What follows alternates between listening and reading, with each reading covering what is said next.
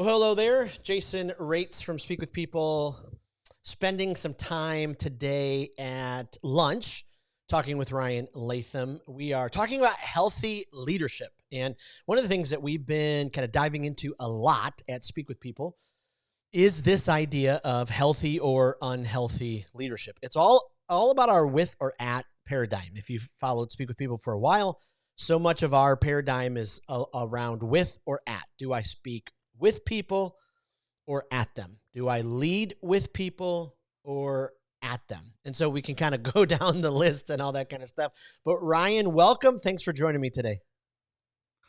Jason, so good to be with you and excited to be with the Speak with People crew and just honored to be here. Thanks for the opportunity.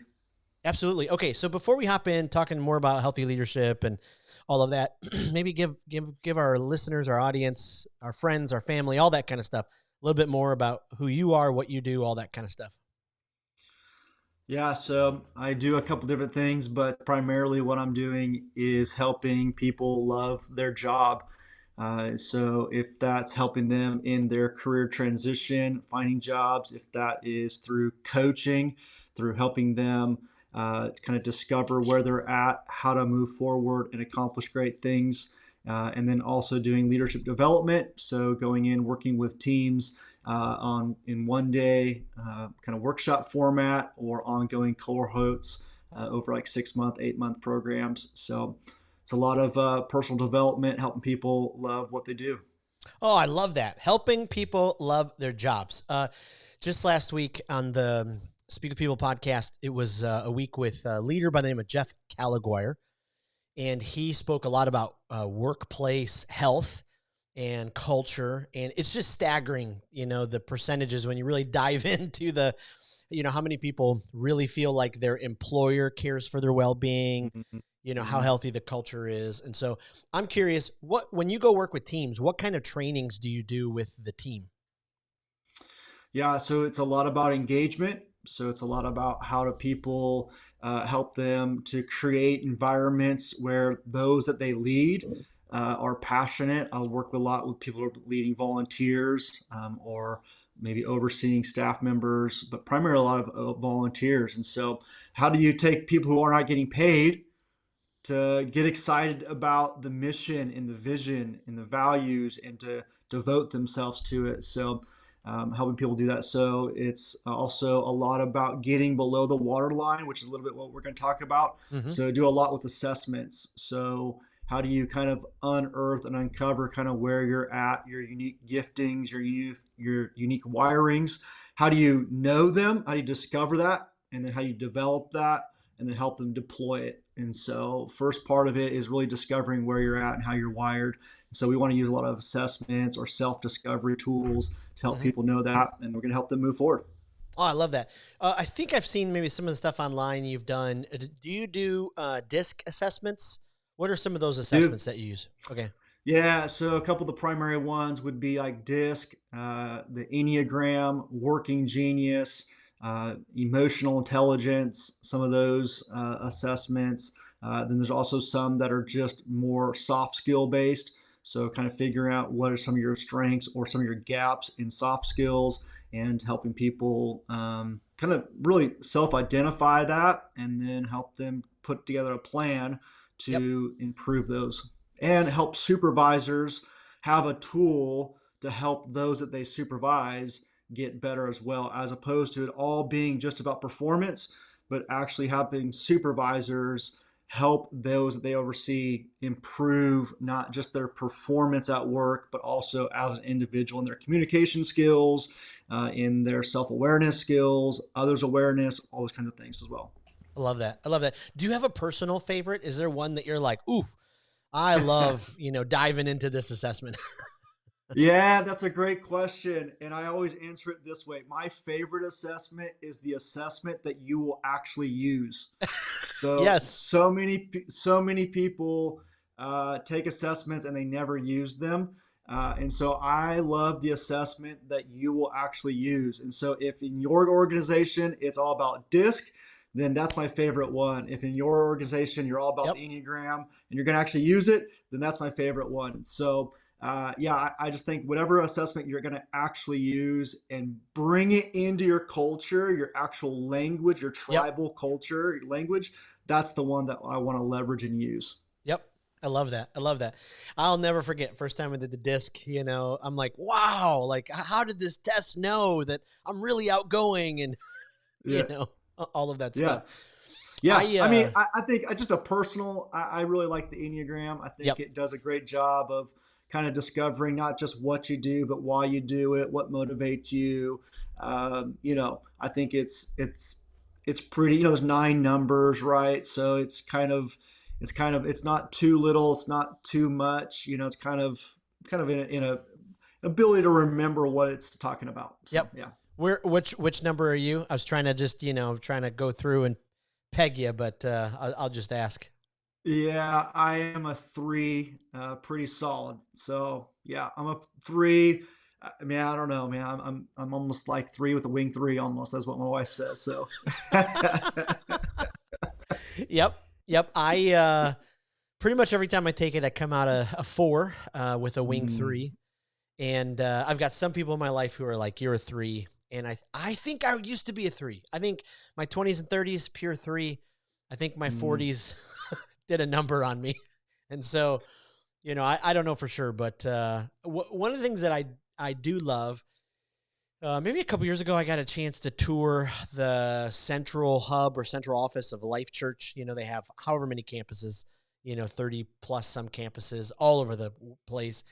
And their central hub, as you walked around the office, as you walked into every office, every cubicle, it had a little tag. Here's their Myers-Briggs, and they had a couple of them listed. So, you could tell they really put a lot of emphasis into those personality tests. So, hey, I'm walking into an ENFJ, I can come in and mm. be bubbly and all that. Oh, it's an IN. I better come in, you know. I Yeah, and love what I that. love about it is that the language that they use is that you're walking into their space. Mm, And so, like you said, when you're walking in, it's kind of your responsibility to adapt, not morph, but to adapt into that person's kind of natural space. And so, I think it's just great to honor that. Obviously, no one's gonna be perfect, right? yep. But to at least acknowledge that and to try, right? So I I love think that. it's great. Again, they're going to use it, right? So that's a great assessment to use if you're going to actually use it. So I love it. Yes. I love it. Well, for those of you listening or watching this that didn't know, Speak with People produced an ebook a month ago called The Leadership Collective. And so if you go to speakwithpeople.com/lead with people, the website's on the screen, you can read all about this concept of leading with people. It's nothing new, but the kind of foundation that we laid at is for way too long, it's been normal for people to lead at people. And so lead from an unhealthy place, lead out of fear, lead out of control, lead out of manipulation, lead that way. And the problem is sometimes that leadership is pretty effective. People will listen when, the heavy handed fist comes down. So we're trying to disrupt that style of leadership, and it still exists. It exists in all different types of organizations. We're saying lead with people, lead with health, lead with authenticity, joy, empower people. And so we produced this ebook, The Leadership Collective, and we had 38 leaders. Ryan was one of them, and he graciously wrote and provided, a leadership principle. And so, Ryan, I just wanted you to, kind of take the floor and kind of unpack the leadership principle that you wrote, and love to, dive into that. Yeah, so good. The ebook is phenomenal. It's such a good resource. It's a quick read, just 30 great insights. So I want to encourage you guys to go ahead and download that as well. But the phrase that I wrote there was a ship at sea can be steered, but a docked boat is immovable. And Mm. it's just we got to get out at sea. And so let me just start with this. So, Jason, I don't know about you, but let me ask you this. What were you doing at 16? Okay. At 16, I was wondering and just kind of figuring out, how do I impress the ladies? How do I have tons of fun at school? And how do I basically do the minimum amount of work to still get by in high school? But That was not the case for the Australian Jessica Watson. You see, at 16, she had already been working 3 part-time jobs to pay for her dream and to become the youngest person to sail around the world unassisted. And that unassisted is important because it means that it was a solo navigation.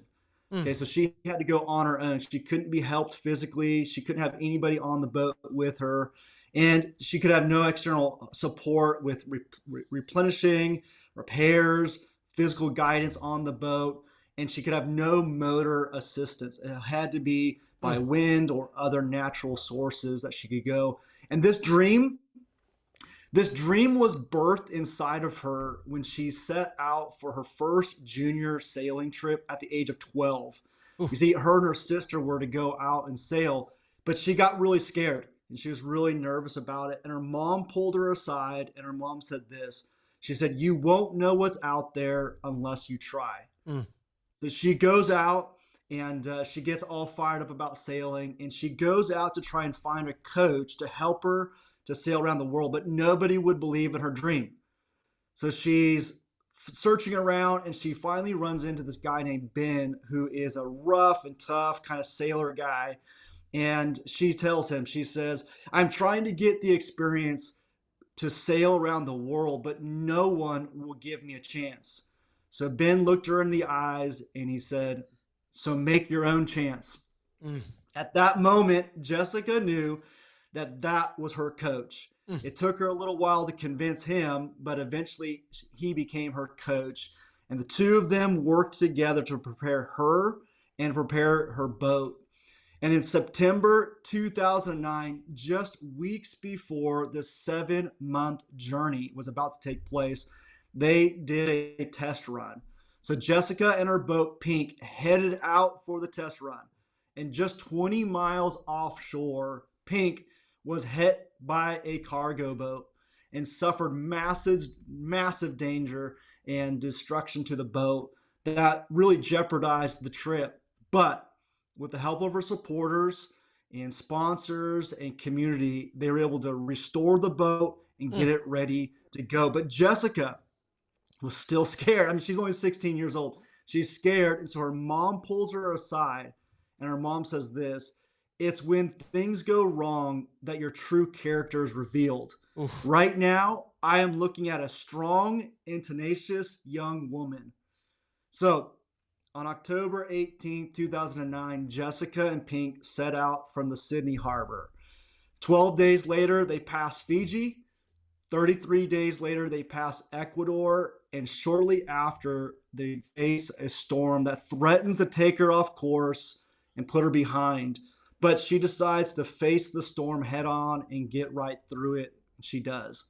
Day 50, she passes Africa. Day 82, they pass Cape Horn. And this is the fastest section of the course with winds blowing them fast. But on day 113, Jessica hits the first day of no wind. She's stuck out in the middle of the ocean with no wind. And for 7 days, she's sitting there with no wind, no way of moving, no way of protecting herself, no way of moving forward. And this is what she wrote to herself. She says, "The truth is, living a dream is hard. I'm Jessica Watson. I'm tough and I'm struggling. Living my dream is hard, but it is worth it. Even the bad days. The world can be a tough place, but it's also really, really beautiful." That was a pivotal turning point, not just in her, but also in the trip. The wind begins to pick up and she begins to move forward. Day 186, the boat begins to suffer some leaks and water begins on board. She has to repair the boat herself. Day 197, a major life-threatening storm comes. And it would be worthy of her quitting and giving up on this trip. But Jessica and the help of her coach come up with a different plan. You see, learning from the previous storm, they decide instead of just hunkering down and anchoring and waiting for this storm to pass like what they should do according to the textbooks, they come up with a new plan. They say, let's head straight into the storm and surf it. So for Jessica, for multiple days, this storm hits. On day 198, it finally comes. But for multiple days, they're treading through this storm. And on day 201 is the biggest day of the storm. The boat is leaking from multiple days of this storm pounding them. And a 70-foot wave takes Jessica and Pink way up and slams them back down the surface and pushes them down 15 feet underwater. Jessica has no communication. She has no way of doing anything other than to hold on, survive, not give up, and let Pink right size and float back up to the top, which Pink did. Jessica goes on to make her way all the way back on May 17th, 2010, which was day 210. Jessica and Pink drive right back into that harbor to see over 80,000 people there waiting to cheer them home. Listen to her speech. She says, "I'm just an ordinary girl who believed in her dream. You don't have to be anything or anyone special to achieve something like this. You just have to find your dream, believe in it, and work really hard." So, leader, I want to encourage you with this. You want to set sail next year? Well, you need a dream. You need a voice of encouragement. You need a crew. You see, even as a solo sailor, Jessica had a crew back home. And I love what John Maxwell says. He says, one is too small a number to achieve greatness. You need a coach, you need a destination, and you need the courage to set sail. So as we are here at the end of this year, preparing for the next year, where are you at today? Are you like the 12-year-old Jessica who is brand new in this journey that you've been thinking about? Or maybe you're looking for somebody to believe in this dream that you've had, but no one will believe in it. Or maybe you're like 14-year-old Jessica and you're working 3 side hustles to try and prepare and make this dream a reality. Or maybe you've already done a test run and you got banged up, you got hit by a cargo ship, and you're beat up. Maybe you're at day 197 and there's no wind. And you've been just stranded there with no momentum, no wind in your sails. Or maybe it's day 201 and you feel like you're 15 feet underwater drowning. Wherever you're at today, I want you to listen to what Jessica had written on the side of her boat. She said, "Dare to dream." Oh. So, leader, I want to encourage you today as we prepare for 2024, dare to dream. You see, a ship at sea can be steered, but a docked boat is immovable. So just like Jessica, you have to set sail and listen to what Jessica's mom told her, because you won't know what's out there unless you try. So I want to encourage everyone listening today, wherever you're at, let's set sail. Let's set sail and let's go see what's out there. It's so good. Oh, Ryan, thank you. Boy, that's so good. I mean, I you and I both, we've talked and we've been in that situation where we're like, you know what? I don't want to set sail. I don't have the energy. I don't have the, but we need this message. We need this reminder. We need, these kind of stories, because that's not our best life, especially as leaders. We've got stuff to achieve and, navigate and get people to follow along. And I love that. Why do you think, leaders kind of get stuck in a rut and, the dreaming, quotient goes lower and lower and lower and lower and lower? Well, I think for a lot of us, we've been beat up, right? I mean, like we've we've done the test run. We maybe test some things up. When we get beat up, we get damaged a little bit, or there's a lot of people times where we have this dream and no one believes in it, Mm. and we don't have that fortitude to keep fighting and keep going and believing in it. We can see it in our mind's eye so much that we are willing to make it our a reality. And so I just think a lot of us, it's just tiring, to go out there at sea, unassisted. You're by yourself. You're out there, and it can feel lonely. But I think we can learn from Jessica. Even though she was physically out there alone, she wasn't. She had a crew at home. She had a coach that was cheering her on, and her mom. Oh my man, her mom, those words of encouragement just fueled her. And so I Yep. think it's important for us as leaders to know that we can't go out on our own. Yeah. Even Yeah. if you're a solopreneur, you, Yep. you got to have a team around you, a crew Yep. around you, to believe in you and speak into you. And so I think a lot of us, too many of us, are doing this on our own. And so that gas tank you said is dwindling, and there's not people filling it back up. Absolutely. Yeah. And that, I mean, it's so the temptation, like you said, so many of us have, experienced hurt. We've taken hits. We've been betrayed. There's all the lists, all the lists, all the lists. And so we turn more and more and more and more inward. We lose sight of the fact that we need people. We don't have a coach. We don't have a mentor. We don't have those people speaking truth into our life. And then all of a sudden it's just us, and like Vanessa Van Edwards calls them the gremlins inside of our head, just reminding us, you don't need people. Don't attempt anything new. And then, the toxicity fills us, and we're at a place where we're speaking at people, leading at people. Everybody becomes the at now. Everybody's, a distance. And so, finding a coach, finding the team, finding the people in your life who are going to fill up your encouragement tank, help you dream big, help you get back up. Oh, so incredibly important. Just absolutely love that. Love that. Let me ask you, just from your perspective, because you travel all over the place, you talk with leaders.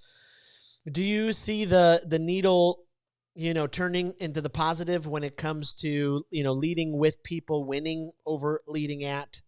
Do you see the positive of, that kind of moving in the different organizations you work with? Yeah, yeah, I do. I think that a lot of people have realized that health is important, Hmm. and that it's not just about the bottom line. That, in fact, it's kind of like, to use the analogy of race car driving. Like, you got to slow down before you can speed up, Right. right? And I think for so long, a lot of organizations were just all gas, no brakes. Mm. In fact, a lot of organizations were on running on NOS. It's like, we don't even really have this performance ability, but we're just going to manufacture it through some chemical processes, right? Mm. And so it's like they're performing even outside of what they even had themselves Yep. for so long. And it's like, man, everyone can look around and it's like, man, we all know that the side panels are shaking, and the rear view mirror is shaking, and things are falling off, but we got to keep going because we got to keep this up, or else we're going to lose, right? And so I think 2020, I think 21 even, began to expose, hey, we've got some things that we need to take care of. And a lot of the stigmas of counseling, or a spiritual coach, or soul care, a lot of these things have been given a chance to be a reality, and to say, man, those are actually valuable. Yep. And I'm even seeing a lot of organizations even putting financial resources Mm. into that by providing counseling sessions, or providing space for people Yep. to come to their supervisors and say, hey, this is where I'm at. Can I have a half a day, or can I have a day to have an intentional moment? I'm seeing the rise of even sabbaticals, in the Yeah. ministry, in the marketplace, that some type of a defined sabbatical is even becoming more common. As before, it was just kind of like a luxury. I'm seeing it now become even more of in the conversation, and not just for the VP or the lead, but Right. even being pushed down into the organization, that those are become more available. Now, here's what I'm also seeing. I'm also seeing that those in the past have been abused. And Mm. so what I'm seeing now is more organizations requiring that person who's going to be taking that time off to submit for approval what they're going to be doing, Yep. how they're going to use it, because so many organizations shut them down because people would come back and they'd be more tired than when they left, because they took that month or whatever it was to write a book or to write an album or to write and they came back exhausted. And it's like, well, hold on. If it's truly a time of rest, then let's map that out. So I Absolutely. think that there is a rise in that becoming normative, which I'm really grateful for. And I know that there's a lot of people that look at that and say, "Oh man, that's just being lazy," or that's Right. manipulative. And right, there are those people that take advantage of those opportunities. There are, but I think Yep. the vast majority of people are not. And Yeah. again, if that is a fear, then have people intentionally map out for approval what they are going to do in that time. And so, yeah, I think it's great. I'm seeing organizations even bring on to their staff, either part time or full time, some of these kind of care roles, Yep. or just people have an opportunity to share openly about what's going on. And so, yeah, I think it's fantastic. Well, there's a giant difference too between organizations who care for training and development and organizations who don't. The organizations who don't, I typically find their people are much more run down. They don't really fully understand the mission vision, of the full organization, but then even specifically, what's the vision for my particular role? I was staying in a hotel in, where was it? Point Clear, Alabama, just way at the bottom of Alabama. Beautiful, right on the Gulf there. It's called the Grand Hotel. And I was there to speak to some financial advisors who were doing a sales meeting. But, from the get go, you walked on this campus. It was giant. Buildings everywhere. They had all different sorts of, stuff. It was a well-oiled machine. And every single staff member you ran into, smile, how can I help you?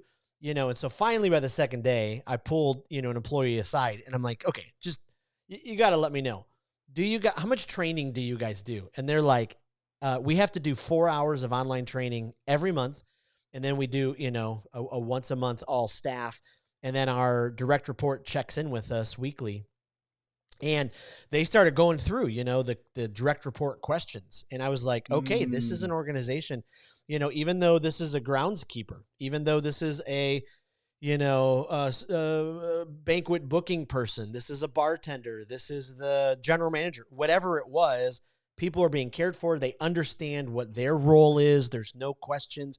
And the one thing that kept coming up as I talked to employees, because I was just fascinated, they were asked for their opinion. And I was like, mm, whoo, okay, that's the difference, because I think sometimes in organizations that are unhealthy, where the leadership is leading at people, opinions and questions, they may say, hey, we welcome them, but a lot of defenses go up when you start asking questions, when you start presenting, you know, possibly better ways, more efficient ways to do something. And so, yeah, absolutely. it's just amazing. It's amazing. Just even that little bit of effort to train your people, to train, you know, to help them with their jobs. Whew, things go through the roof. Yeah, we live in a gig economy right now, right, where people aren't tied to one location or one organization for their whole life. And so, if you want to step out of that and really get people committed and engaged, I think caring for them is a high priority. It's going to make you stand out, because somebody can always find more money somewhere else, right? Yep. Or they're going to invent it themselves. And so, I think you're going to stand out when you begin to care for those that work for you or work with you. I love it. I love it. Ryan, This was so incredibly helpful. Thanks for adding your voice to the Lead with People. Thanks for all you do to pour into people. So I can put it in the links and everything. What's the best website to send people to when they go to check out what you do? Yeah, you can go to renewedleadership.org and you can check out all kinds of stuff there and great resources. We're kind of redeveloping it, so we're going to be providing lots more blogs coming up in the new year and great resources for you there. Love it. Love it. Ryan, thank you so much and appreciate your time. And for you, if you made it to the very end of this video, don't forget, go to speakwithpeople.com/leadwithpeople. Send that to your employer. Send that to your HR director. There are resources on there. There's a podcast series with 16 different leaders, all talking about healthy leadership. And then there is the Leadership Collective. You can download the Leadership Collective, and you are able to get that and pass it on.